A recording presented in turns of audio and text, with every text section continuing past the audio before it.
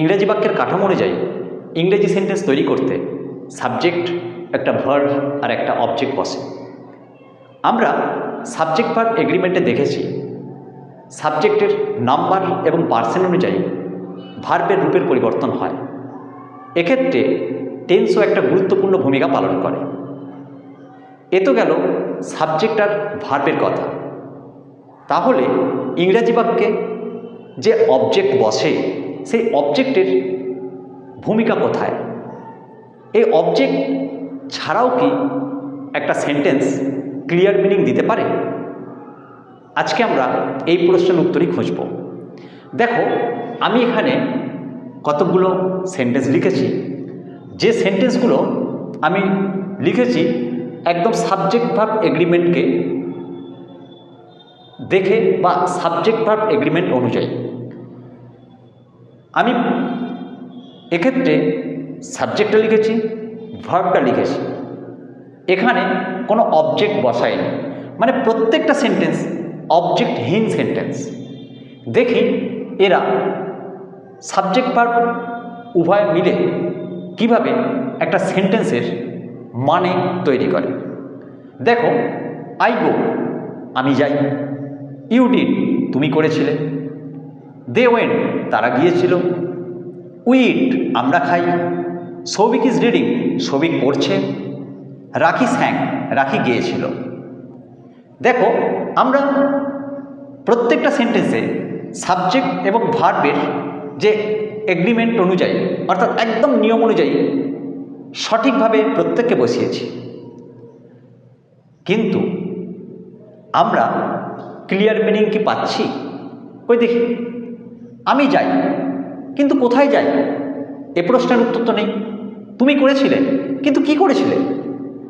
তারা গিয়েছিল কিন্তু কোথায় গিয়েছিল? আমরা খাই কিন্তু কি খাই? সৌভিক পড়ছে কি পড়ছে? বা রাখি গিয়েছিল কি গিয়েছিল? এসব প্রশ্নের উত্তর কিন্তু আমাদের কাছে অধরা রয়ে যাচ্ছে।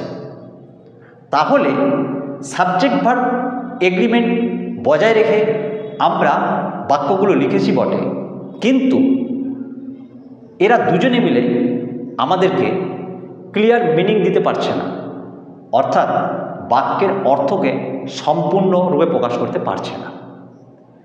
আমরা যদি এই বাক্যগুলোতে একটা বা দুটো ওয়ার্ড যোগ করে দিই তাহলেই দেখবে এরা একদম ক্লিয়ার মিনিং দেবে, অর্থাৎ সম্পূর্ণ মানে প্রকাশ করবে।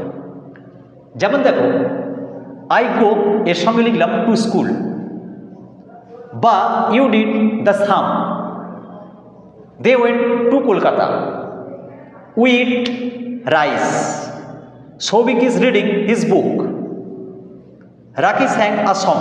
তাহলে আমরা দেখো প্রথম বাক্যে to school, the sum, Kolkata, rice, his book, a song ইত্যাদি ওয়ার্ডগুলো জুড়ে দিয়েছি, অর্থাৎ কোনোটায় একটা ওয়ার্ড, কোনোটায় একের বেশি অর্থাৎ দুটো ওয়ার্ড জুড়েছি। তাতে করে আমরা দেখছি আমরা এতক্ষণ যে প্রশ্নগুলো আমাদের মনে আসছিল সেই প্রশ্নগুলো কিন্তু আর নেই। আমি যাই, কোথায় যাই? বলে দিচ্ছে আমি স্কুলে যাই। তুমি করেছিলে কি করেছিলে? ইউ ডিড দ্য সাম তুমি অঙ্কটা করেছিলে। দে ওয়েন্ট তারা গিয়েছিল, কোথায় গিয়েছিল? They went to Kolkata. আমরা খাই কি খাই? উই ইট রাইস আমরা ভাত খাই। সৌভিক ইজ রিডিং সৌভিক পড়ছে, কিন্তু সৌভিক কি পড়ছে? তার উত্তর বলে দিচ্ছে সৌভিক ইজ রিডিং হিজ বুক তার বই পড়ছে। বা রাখি স্যাং কি গিয়েছিল? না, রাখি স্যাং আ সং একটা গান গিয়েছিল। তাহলে আমরা এই দু একটা ওয়ার্ড জুড়ে দিতেই সেন্টেন্সগুলো একদম ক্লিয়ার মিনিং প্রকাশ করছে। তাই ওয়ার্ডগুলো কারা? এরা সবাই অবজেক্ট। এবারে প্রশ্ন যে অবজেক্ট আমরা কি করে চিনব? দেখো, অবজেক্ট দুটো পার্টস অফ স্পিচের অবজেক্ট হয়, একটা ভার্বের আর একটা প্রিপোজিশনের, এটা আমরা জানি। আর অবজেক্ট দুটো পার্টস অফ স্পিচ অবজেক্ট হিসাবে কাজ করতে পারে, নাউন বা প্রোনাউন। তাহলে আমরা কি বুঝলাম? যে অবজেক্ট নাউন বা প্রোনাউন হয়, আর ভার্ব এবং প্রিপোজিশনের অবজেক্ট হয়। ওকে, তাহলে এবারে দেখি সত্যি এরা অবজেক্ট কিনা। দেখো এখানে আমি জুড়েছি প্রথম বাক্যে যে দুটো ওয়ার্ড টু আর স্কুল, এখানে টু প্রিপোজিশন, এই টু প্রিপোজিশনের অবজেক্ট হলো স্কুল, এবং এই স্কুল অবভিয়াসলি নাউন, তাই তো? তাহলে এটা একটা অবজেক্ট। আবার দেখো ডিড দ্য সাম, এই সাম এটা ভার্বের একটা অবজেক্ট।